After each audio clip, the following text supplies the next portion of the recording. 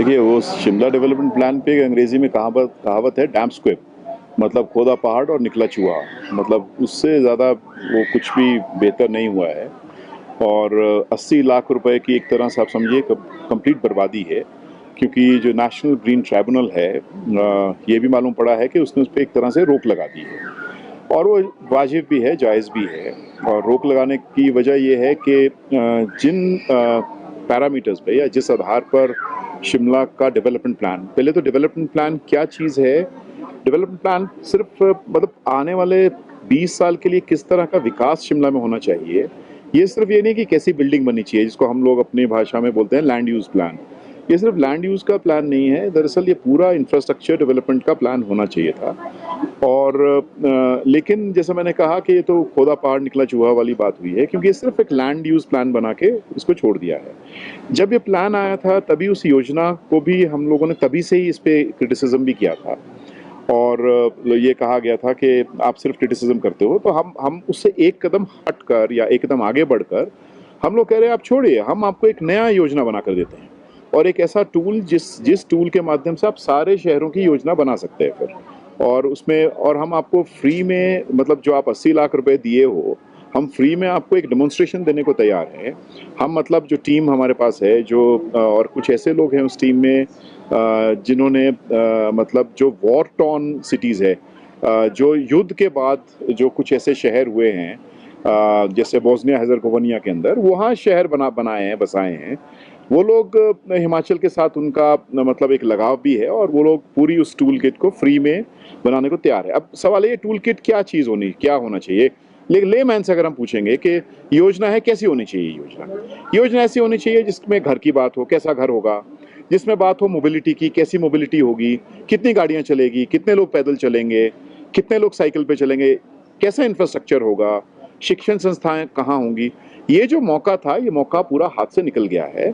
और ये पूरा कॉपी पेस्ट मॉडल है, जो अभी का मॉडल है। क्योंकि कॉपी पेस्ट मतलब प्लेन में, मान लीजिए चंडीगढ़ का शहर है, चंडीगढ़ में जैसा सेक्टर 15 है वैसे आप सेक्टर 4 बना सकते हो। लेकिन पहाड़ के अंदर आप सेक्टोरल प्लान चाहिए, आपको यहाँ एक सा नहीं हो सकता। जो आपका छोटे शिमला की पहाड़ी है वो आपकी भराड़ी की पहाड़ी नहीं हो सकती है।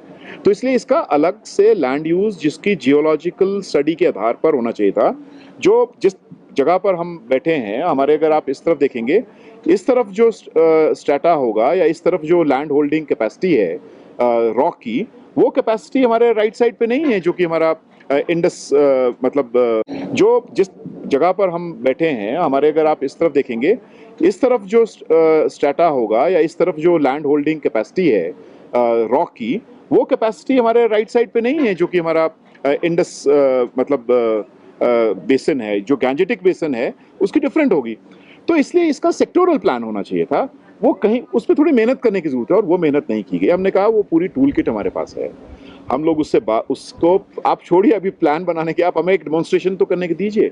तो इस बारे में हमने चीफ मिनिस्टर को लिखा था कि, और उनके जो सेक्रेटरी हैं उनको भी लिखा था। लेकिन दुर्भाग्यपूर्ण ये है कि ना तो उनका लगाव है शहर के प्रति और शहरों के भी प्रति। क्योंकि पहाड़ में फॉर्मूला प्लेन का नहीं चल सकता है। जो अंग्रेजी में कहावत है, one size doesn't fit all, वो बहुत ही प्रासंगिक है पहाड़ के लिए। और पहाड़ में तो अलग अलग जगह पर भी अलग अलग योजना चाहिए। जो आपका FAR इसको हम कहते हैं, मान लीजिए लैंड यूज ही आप ले लीजिए कि फ्लोर एरिया रेशियो। अगर FAR आपका जो मतलब सदर्न साइड में होगा, वो आपका नॉर्थ वेस्टर्न साइड में एक सा FAR नहीं हो सकता, जैसे प्लेन के अंदर होता है। तो मैंने आपको चंडीगढ़ का उदाहरण दिया। तो ये जो बुनियादी बात होनी चाहिए थी कि 20 साल बाद, और मतलब वो प्लान इतना बेकार है। वो बोल रहे हैं 6 लाख आबादी हो जाएगी।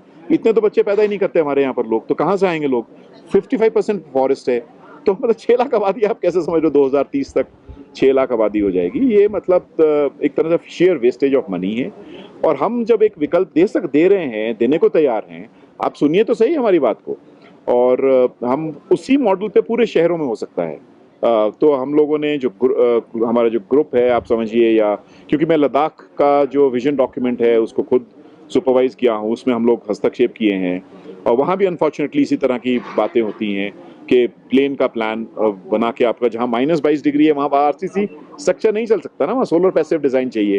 तो मतलब ये बेसिक चीज़ें हैं, जो बेसिक चीज़ें किनारे की गई है। किसको फ़ायदा देने के लिए कोशिश की गई है, मुझे लगता है कि वो मैं नहीं बोलना चाहूँगा अभी उस पर। लेकिन ये मतलब बिल्कुल अनसाइंटिफिक है ये, और इसीलिए सबसे बड़ी बात है सस्टेनेबल डेवलपमेंट गोल्स, जो आज इतनी बात हो रही है, जिसके आधार पर आप पहले पेरिस में गए क्लाइमेट चेंज टॉक्स पे, फिर आपका 17 सस्टेनेबल डेवलपमेंट गोल्स है, उस एसडीजी का हवाला भी नहीं है इस पूरे के पूरे जो योजना है। तो क्या योजना बना रहे हो, कहाँ आपका माइग्रेंट रहेंगे, कैसे मोबिलिटी होगी, स्कूल में बच्चों में जाना है, सुबह आप यहाँ से निकलो तो मतलब 1.5 घंटा लगता है जाम में, ये तो अनसस्टेनेबल है ना, ये तो होगा ही नहीं। तो मोबिलिटी का प्लान कैसे होना चाहिए, या हेल्थ का जो इंफ्रास्ट्रक्चर है वो इंफ्रास्ट्रक्चर कैसे होने चाहिए, प्राइमरी हेल्थ पे क्या, ये सारा योजना में आना चाहिए था। इसलिए ये डेवलपमेंट प्लान सिर्फ लैंड यूज नहीं होता है, डेवलपमेंट प्लान होता है पूरा। हमसे जुड़े रहने के लिए हमारे YouTube चैनल को सब्सक्राइब करें और नई वीडियो की नोटिफिकेशन के लिए बेल आइकॉन को दबाएं।